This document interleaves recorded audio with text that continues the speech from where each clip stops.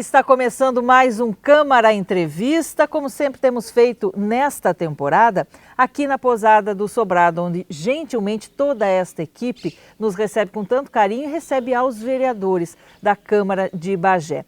E hoje, então, estamos com a vereadora Karen Castêncio, do PT.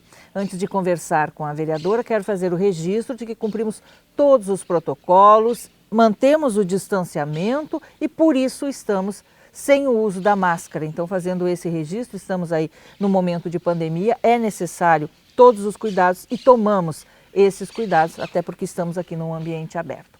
Bom, a vereadora Karen Castêncio, ela atua na área da educação há 25 anos, tem formação em pedagogia, é pós-graduada em supervisão escolar, faz parte da diretoria do Simprofem, no Partido dos Trabalhadores está há 33 anos, assessorando os mais diferentes colegas de partido nos mais diferentes cargos também. E, num dado momento da vida, decidiu, agora chegou a minha vez, de também ir para a linha de frente através de um mandato. Não que assim não estivesse, através de outras formas no partido, mas através do mandato. E hoje nós queremos conhecer um pouco, então, da pessoa, da professora da política Karen Castêncio. Então, seja muito bem-vinda aqui ao nosso Câmara Entrevista. Primeira vez vereadora, acho que é um momento importante, né, Karen, de se apresentar, de contar um pouco da sua história para os bagenses. Então, começo lhe agradecendo mais uma vez a presença e pedindo que fale um pouquinho assim. É natural de Bagé, de qual região da cidade, onde nasceu, quantos irmãos, como é que foi essa infância, essa família? É um prazer estar aqui reunida, Lara, nesse espaço tão bonito, né? Um espaço muito acolhedor, e desde já eu agradeço essa acolhida, né, dos proprietários da posada, é um espaço muito bacana. E hoje está um dia lindo e... friozinho, mas está muito agradável, né? Eu já ia dizer, eu sou uma pessoa que sinto muito frio, mas está um dia muito agradável, né? Muito bom. E deixa eu te contar assim um pouco da Karen, né? A Karen falante, né? Karen... É falante, já a primeira característica é essa. É essa, eu sou muito comunicativa e eu gosto muito de um bate-papo. E aí quando tu me convida para esse bate-papo, eu já imagino assim, que não seja cheio de formalidades, porque eu gosto de bate-papo mesmo. Por favor. E estou aqui aberta para contar então um pouco de quem é essa pessoa, quem é a Karen, antes de ser vereadora, né? Minha formação, quem é a Karen pessoa, quem é a Karen no dia a dia. Eu nasci em Bagé, eu tenho 47 anos, eu nasci aqui em Bagé. Eu sou nascida e criada, como eu digo, no bairro São José, que antes era centro, depois, né, passou a ser da... Zona norte da cidade. Zona oeste. Oeste, tá. Oeste. Zona entre oeste e sul. Era bem centro, porque ela é perto ali eu sou daquela localidade perto da Praça das Carretas, perto da Escola Justino Quintana, e Rua Antenor Gonçalves Pereira, uma quadra que a gente diz que é um gueto de pessoas muito antigas naquela comunidade. Eu nasci e me criei ali na casa onde a minha mãe morou desde a adolescência. Então, e as amigas dela, os moradores dali também são desde a sua idade. E aí foram tendo os filhos e os filhos se criaram. É uma família. Sabe quando tu mora num ambiente onde é uma família? São pessoas que me viram nascer, que viram a minha mãe se casar, que os filhos dos filhos foram se encontrando e os netos, e a gente está naquela comunidade até hoje, né? Eu tenho um grande carinho por Bagé, um grande carinho pelo bairro onde eu me criei, e eu continuo morando ali. Vocês são quantos irmãos, então? Nós somos 2 irmãs, eu tive um irmão por parte de pai, o Lancha, muito conhecido aqui na cidade de Bagé. O Lancha era meu irmão, né, já falecido. E da minha mãe é eu e a minha irmã, né, uma irmã mais velha do que eu, tem 50 anos, a minha irmã, a Kelly. E somos, então, 2 manas, né? A minha irmã ainda mora com a minha mãe, eu que me casei já, mas não saí do meu bairro São José, ainda moro ali, né, naquela redondeza ali na volta. E filhos? Filhos eu tenho 3, tenho 3 meninas, 2 já adultas e uma pequenininha com 5 anos. E são a minha vida, assim, né? As minhas meninas são... A minha casa, a minha família, ela é muito formada, na sua maioria, por mulheres. E teve boa parte da minha criação que a gente foi vendo professoras. Eu tenho primas professoras, eu tenho tias professoras, eu tenho uma mãe professora e a irmã da minha mãe é professora. Sua irmã não é professora? Não. E a gente ria, essa família é professora, né? Eu tive sempre um gosto por aquilo ali, me criei. Foi daí que veio, acho que essa minha inspiração toda. E aí depois parte da família agora resolveu que é pro lado da saúde. Então nós temos educação e saúde na minha casa, né? E assistência social, que tem 5. Que interessante. Né? Então assistente social nós temos 5. Mas de qualquer forma, todos ligados à questão humana, né? Humana. E é isso. Esse olhar para a pessoa, independente de ser para a educação, para a saúde, para a assistência social, é um olhar para a pessoa. E essa criação, ela foi fundamental, porque a minha família veio disso. Eu me criei vendo a minha avó dentro da igreja católica, a igreja catedral. Né? Que é pertinho ali? Pertinho. Voluntária naqueles grupos de trabalho, sabe? Até a adolescência eu participei junto com a minha avó de tudo isso. E foi aí que eu aprendi, que eu fui me engajando num outro grupo, numa outra área, que era participar da igreja, que era fazer o bem para o próximo, que era participar de muitas campanhas, muitos movimentos sociais. E aí vem associado um conceito de comunidade. De comunidade. E nisso eu fui, né, através da igreja, eu participei de movimentos negros. Aí vem surgindo, né, os movimentos. Também já está perto ali do próprio clube, dos Íngaros. Me criei nos Íngaros, fui rainha do carnaval dos Íngaros, né? Tudo costuradinho. Tudo. E esses movimentos, eles são importantes, né? O movimento negro, a questão da minha história, porque aí eu lembro que a minha mãe contava, quando a gente começou a frequentar os Íngaros, eu sabia que tinha o comercial e tinha o caixeiral. E aí nós começamos a conhecer a nossa história, né? Aí tu começa a conhecer... minha mãe dizia, a gente não podia passar na calçada de tal clube. Né? Tu tinha que passar do outro lado da rua. E aí tu começa... E aí eu comecei a minha luta, a começar a entender o que é a história, o que é o negro e a sua participação na sociedade, se ele está incluído, se ele não está incluído. Então, desde muito nova, eu sempre tive isso, tanto na família, que me trouxe toda essa questão de tu poder ir estudando e vivenciando certas coisas que eu poderia não ter passado por isso enquanto adolescente, mas eu fiz questão de passar, porque a minha família sempre trouxe muito isso. Minha família também sempre fez a gente enxergar esse outro lado e foi através desses movimentos, foi através de toda essa minha participação com 12, 13 anos. Eu e meus amigos inventamos um grupo de dança afro, do qual a gente participou no movimento negro, fomos em muitas cidades através do movimento negro, levando essa dança afro, a história da dança afro. E aí eu já fui surgir lá num outro dado importante da minha vida, que foi aí que eu entrei na política, que quando eu conheci o assentamento Conquista da Fronteira na Ulha Negra. Nós fomos naquele dia, num dia de festa no assentamento, onde eu conheci Paulo Freire e onde eu me apaixonei mais ainda pela educação. Eu conheci pessoalmente, eu não acreditava.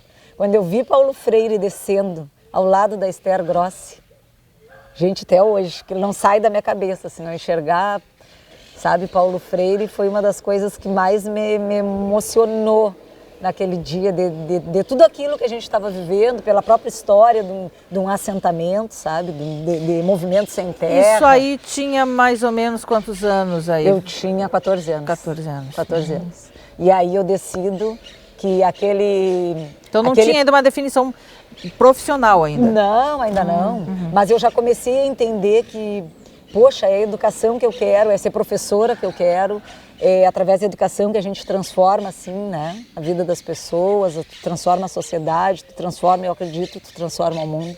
É através da educação e a gente vê isso hoje na pandemia, né? A gente vê toda hora as pessoas dizendo que é essencial, eu desde sempre soube que era. Porque tu trata com pessoas, tu trata com crianças, né? Um serzinho lá desde que ele nasce.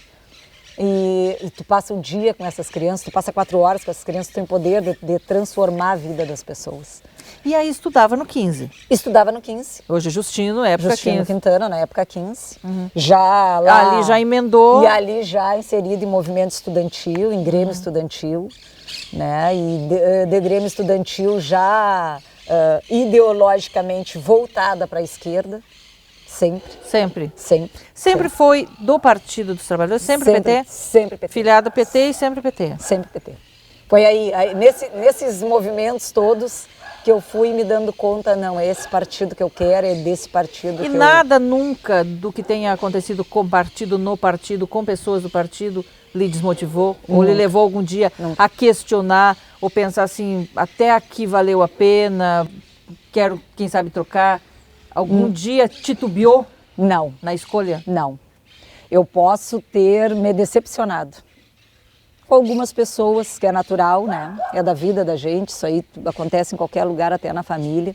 Tu te decepcionar com algumas atitudes, alguns atos, algumas formas de gestão que talvez não fosse a melhor. Posso ter me decepcionado um pouco, mas jamais sair dessa linha ideológica que o meu partido traz. Eu ainda acredito dentro da política que é esse espaço, é essa maneira de pensar que o Partido dos Trabalhadores traz, que é o que ainda me move, que é o que ainda me faz acreditar que as pessoas elas têm valores, elas têm potencial, elas têm capacidade de ser mais, elas só precisam ser motivadas para aquilo, elas precisam ter espaço para aquilo, oportunidades para aquilo, através de programas, através de políticas públicas, que precisa acontecer no país inteiro. Hoje existe uma discussão, de alguns anos para cá, a senhora está no centro desses dois pontos, digamos, que é política dentro da escola, quando se fala em orientar, tornar um aluno mais crítico, fazer uma leitura de entrelinhas e aí vai, né? Que se usa isso politicamente dentro da sala de aula. A senhora é uma professora e é uma pessoa politizada. Como é que a senhora vê isso?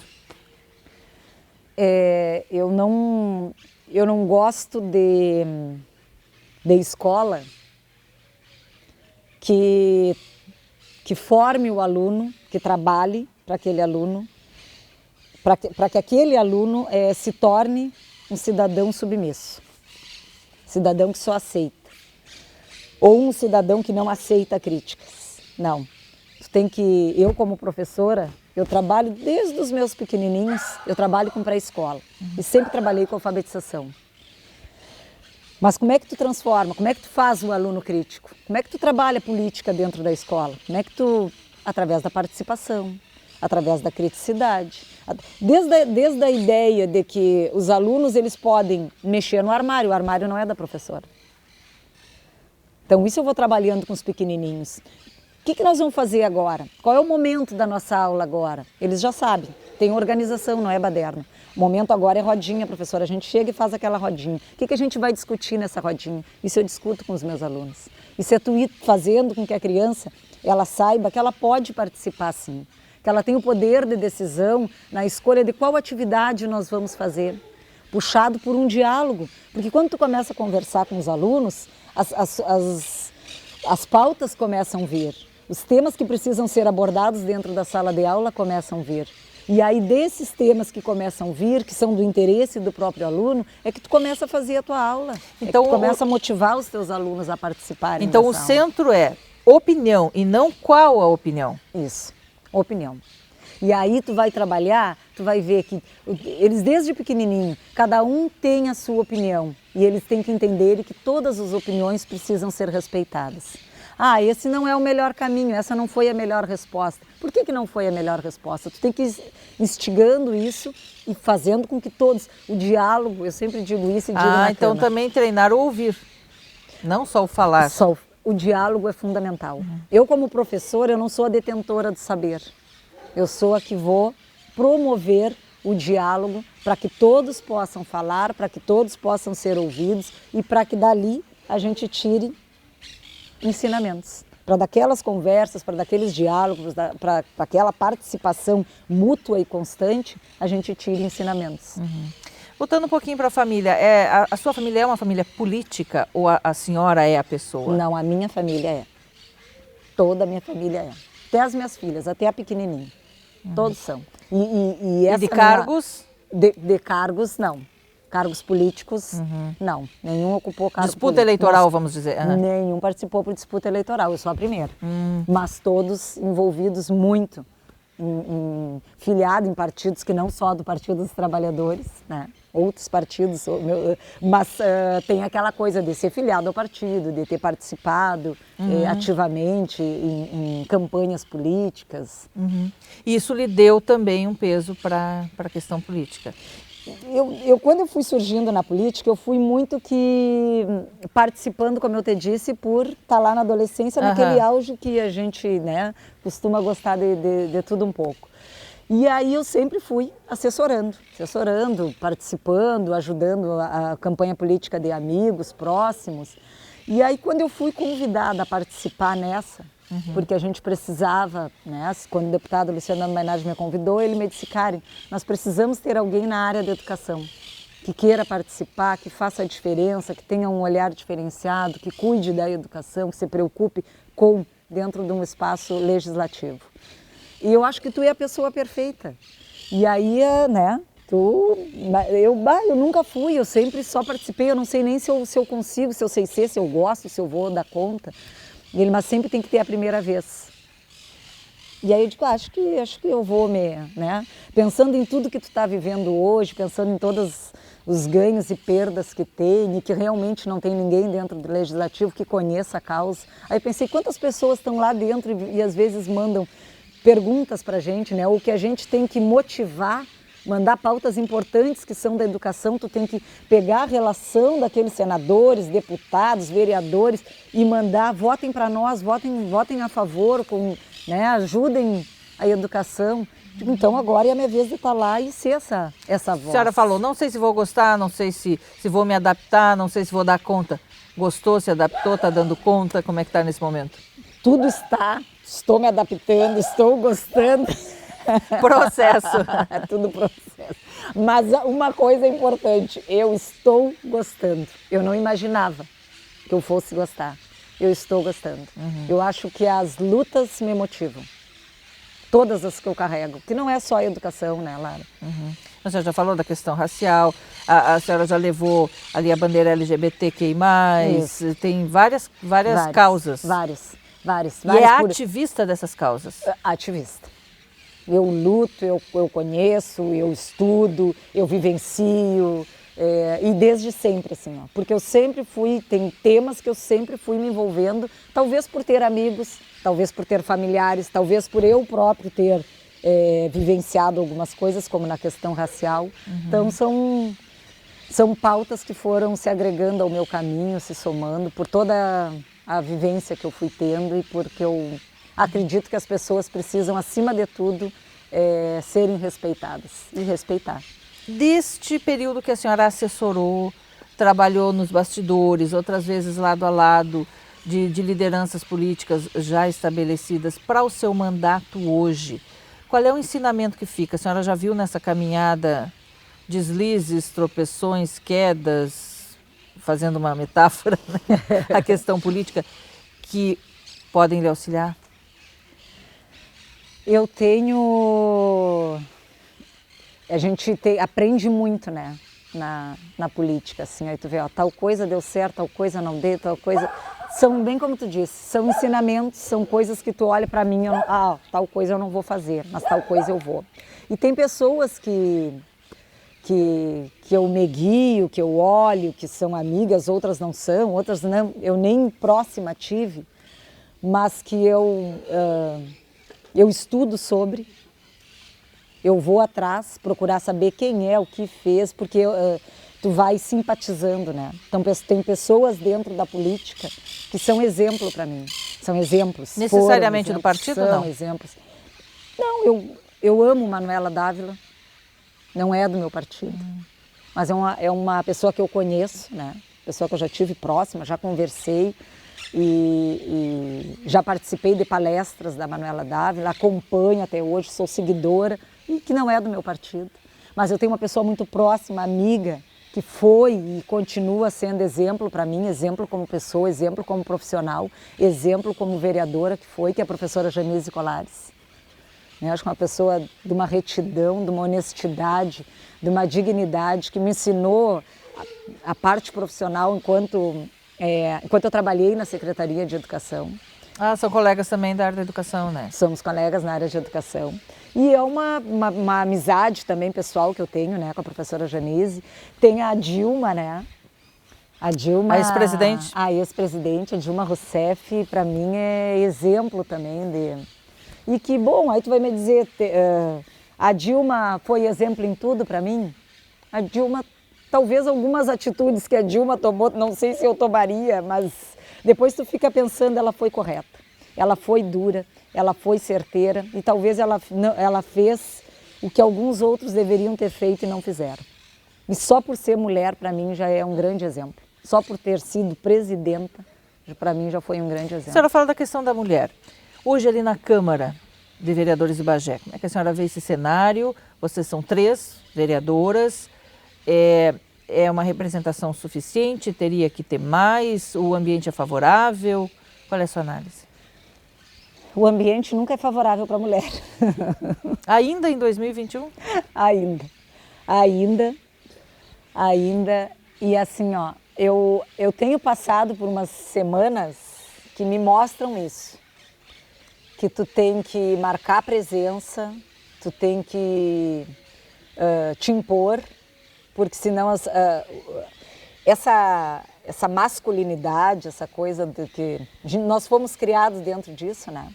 De que os homens saíam para trabalhar, eram os homens que saíam porque traziam sustento para casa, as mulheres na sua maioria eram do lar e, enfim, o homem tinha uma certa representatividade muito superior à mulher na sociedade. E agora isso vem se desconstituindo, a gente está tendo que ter esse trabalho de desfazer essa figura master masculina e começar a achar espaços. E a Câmara, ela é ainda, para 17 vereadores, ela tem 3 mulheres.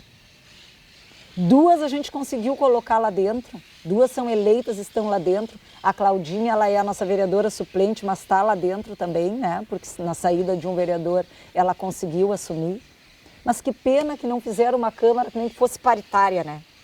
Metade, para a gente poder ter mais voz, para a gente poder mostrar mais que nós também podemos ocupar esses espaços. É sempre uma luta grande, é no judiciário, na educação é onde tu encontra mais mulheres.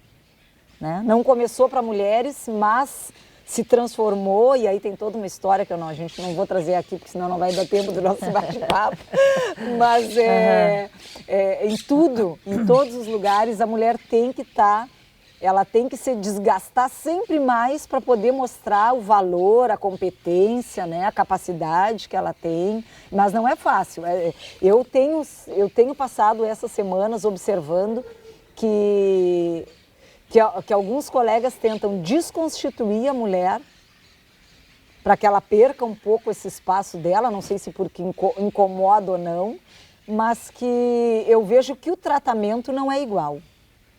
A maneira como se pronunciam dentro da Casa Legislativa, ela não é igual. Mas eu não desisto, eu tenho certeza que nem eu, nem a vereadora Cláudia, nem a vereadora Bia vamos desistir desta luta de mostrar que a mulher ela tem potencial, ela tem capacidade e ela não vai se abaixar, mas tu pode ter certeza que não. Quando eu falava com o vereador da Júlia, que é seu colega de partido, eu perguntava sobre a questão de cotas, né? E na política, lá no partido para concorrer. E ele dizia, não, eu acho que essas cotas, elas não deveriam ser lá no partido para concorrer. Essas cotas deveriam ser na ocupação dessas 17 vagas. Nesse percentual. A senhora acha isso também? É verdade. Concordo com meu amigo vereador da Júlia. Porque é isso. Há muitos anos, olha quanto tempo faz que a gente tem uma ou duas mulheres. Antes não tinha nenhuma. A senhora acha que teria que ser quanto? Pode ser paritário. Pode ser meio a meio. De gênero, não. De gênero, a gente fala em mulheres, não, né? Mas na verdade são gêneros, né? Gêneros. Errei aqui no colocar. Do gênero feminino, né? Bom, e mais, pois não diga.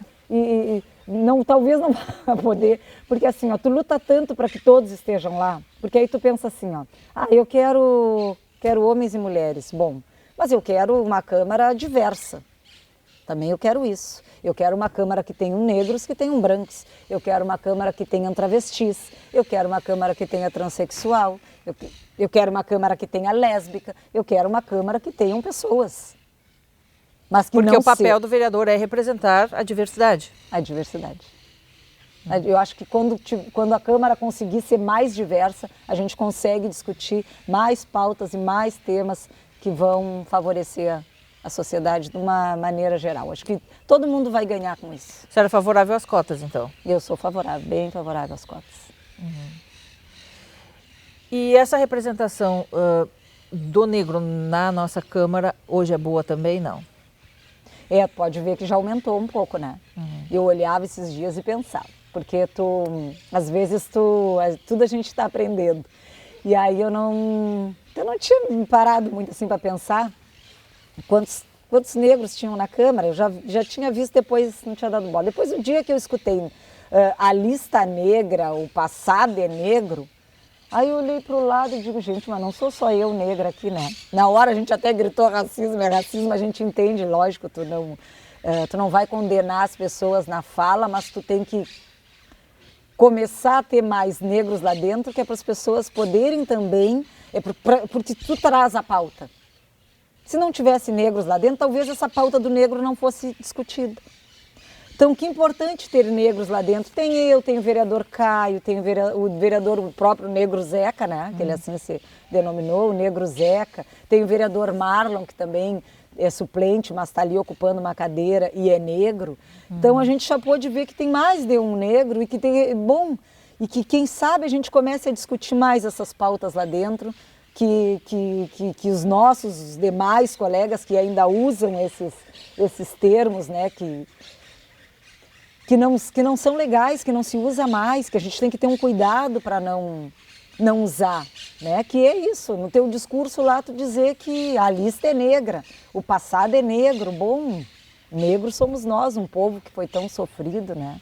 Então eu acho que é importante ter essa representatividade dessa questão dos negros dentro da Câmara de Vereadores, se tivesse que ter indígena também, porque são eles sim que são a voz, são eles que têm essa representatividade, esse poder de fala, de poder falar da sua cultura, do seu povo, da sua tradição, da sua história. Acho que se não formos nós, quem que vai querer trazer essa pauta para discutir? Ser oposição é mais difícil de ser propositivo? Eu parto do princípio que a Câmara tem que ser sempre propositiva. Todos nós, ser oposição, a situação, mas para nós, o que eu vejo assim, ó, tu tem muitas ideias, tu tem muitos projetos, um monte de pauta, mas quando na sua maioria, a maioria é base, eles trabalham para derrubar as tuas ideias, eles conseguem, nas suas falas, tentar desconstituir o que tu traz, as tuas ideias que são propostas ali, os teus projetos eles custam a tramitar. Eu noto um pouco uma certa resistência, mas a gente está ali na luta e nós não vamos desistir de ser propositivo, é óbvio, a gente tem que ser, mas se torna mais difícil. Mas é mais fácil ser oposição na hora do discurso? Há uma fala comum na sociedade que é mais fácil tirar pedra na vidraça. Eu já ia te dizer, é mais fácil tu jogar pedra na vidraça, né? É mais fácil tu jogar pedra na vidraça. Mas eu não quero só jogar pedra, sabe? Porque se eu achar que é mais fácil jogar pedra, eu vou fazer aquele jogo que eu vejo, que ficam se alfinetando, sabe? Eu jogo a pedra, eu devolvo a pedra, eu tranco aqui, eu acho que tem que ser propositivo para a sociedade melhorar. Eu acho que as ideias, sejam lá oposição ou situação, tem que ser para o bem-estar da população, tem que ser para toda uma sociedade evoluir, tem que ser para Bagé crescer, tem que ser para a gente desenvolver como um todo, como ser humano, como cidadão. Eu tenho que ter lá na saúde, a saúde tem que estar legal, eu tenho que conseguir, vereadora de oposição, enxergar que a saúde está desenvolvendo, que ela está boa para todo mundo, que ela consegue chegar lá na periferia, que ela consegue chegar nas pessoas mais necessitadas. Eu tenho que saber que a educação está andando, que ela é legal, que ela é de qualidade sim, que os alunos estão se desenvolvendo, que todo mundo está em direitos iguais ou de equidade, né? Enfim. Eu não posso ser só oposição, eu não posso gostar de jogar pedra. Eu tenho que, como política, querer participar de tudo isso. Eu não posso ficar esperando um erro para poder apontar. O meu mandato não trabalha com isso. Embora queiram dizer que a gente é bom ser oposição, tem momentos que eu vou dizer que é bom ser oposição. É bom porque se eu não estiver lá fiscalizando e fazendo a oposição, quem vai fazer? Né? Quem vai apontar onde estão os erros, ou não só os erros, mas aonde poderia ser diferente? Quem tem um olhar diferente, que não está lá só para botar pano quente, para dizer que está tudo bonito, como eu tenho falado nos últimos dias. A cidade não está maravilhosa, não é tudo maravilhoso, mas nesse momento é bom ser oposição, porque a gente está ali para fiscalizar e para mostrar que pode ser diferente. E a comunidade entende direitinho o papel do vereador ou a senhora sente essa dificuldade? Eu sinto essa dificuldade. Infelizmente eu sinto, visto o que a gente tem. Eu sinto essa necessidade. Infelizmente, em todos os aspectos, legislativo, executivo, municipal, estadual, federal. O entendimento de qual é o papel de cada cargo. As pessoas, a população em si ainda não sabe o que faz o vereador lá dentro, o poder que tem o vereador, quando eu elejo um vereador, o que ele tem lá para fazer, o que ele consegue fazer, que não seja medar as coisas, mas políticas públicas para o desenvolvimento de uma cidade, as pessoas ainda têm dificuldade. Duas questões que referentes aos vereadores. Quantidade de vereadores, no caso de Bagé, que são 17, e o subsídio recebido. Só do seu ponto de vista sobre essas duas questões. O subsídio, ele, na verdade, tu estar dentro da Câmara de Vereadores, ele não te impede que tu tenha outro serviço fora aquele horário ali. Eu, por exemplo, continuo sendo professora no turno da tarde. Desde que não prejudique as atividades parlamentares, legislativas. Então, eu sou professora, continuo dando aula no turno da tarde. De manhã, eu estou licenciada, estou como vereadora ali e tal. E recebe para isso. E recebo para isso, né? Tenho meu subsídio lá da Câmara de Vereadores e tenho meu salário lá como professora.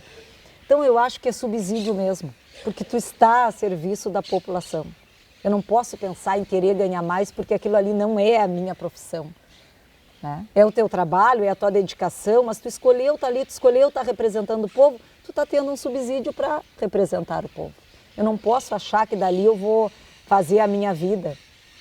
E é isso que acontece. As pessoas entram para aquilo ali achando que dali vão enriquecer, que dali podem tirar proveito, que o salário que deveria ser um subsídio maior, que tem que ser muito, que a gente... E o contrário, não ser nenhum? Não ter nenhum subsídio? Não ter nenhum. Por mim não teria problema nenhum. Acho até ótimo, assim, muitos enganadores não estariam lá na política. Eu até adoraria, porque eu queria ver quem gostaria de ser político, de ser um vereador sem receber nada. A senhora seria?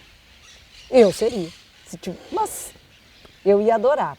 Mas, claro, aí tu vai dizer assim, ó, Karen, não seja hipócrita, porque tu é concursada da prefeitura, tu tem teu salário, então é muito fácil tu dizer, não é para usar diária, tira realmente do teu bolso, vai lá trabalhar de graça, entra num movimento político de graça, faz voluntariado, porque eu tenho meu salário no bolso.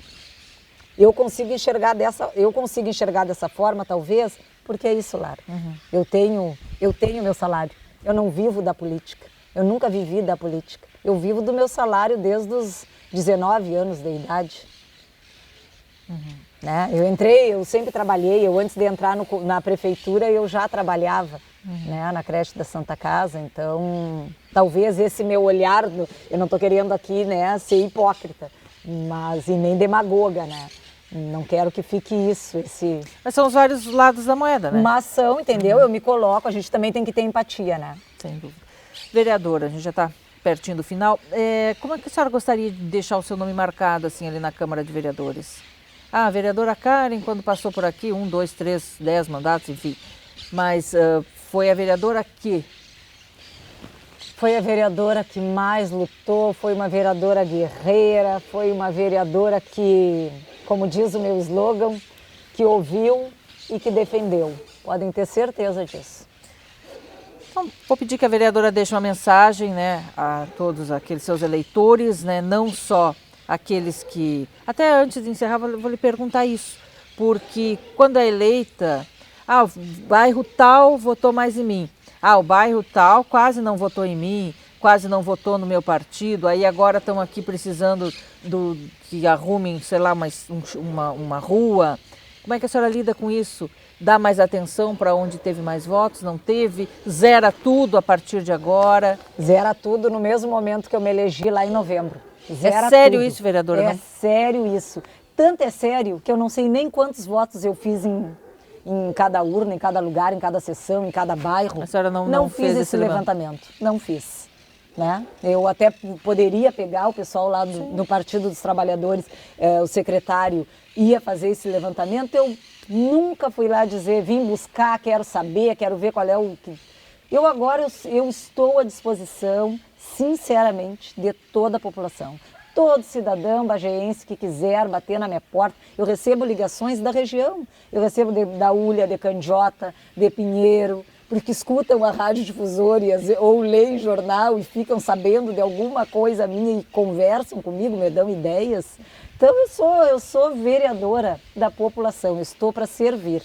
É para isso que eu estou lá, para servir, para te ouvir e para defender. Para a gente bater um bom papo, para a gente dialogar, para aceitar as ideias que muitos me dão.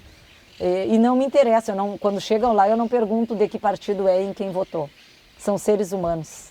E eu estou à disposição de todas as pessoas. Uma mensagem, então, para os nossos telespectadores. Finalizando, então, aqui esse bom bate-papo, que se deixa eu falo a manhã inteira.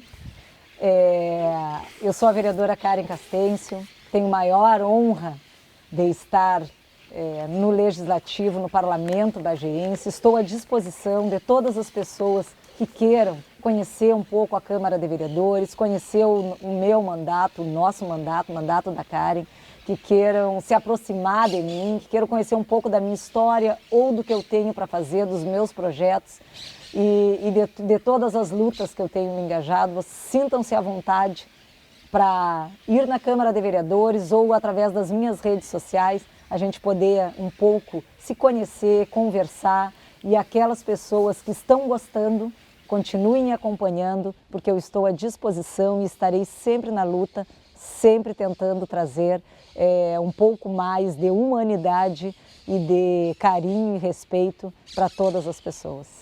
Vereadora, muito obrigada mesmo. Um bom mandato para a senhora, viu? Muito obrigada. Até a próxima oportunidade. Prazer, até a próxima.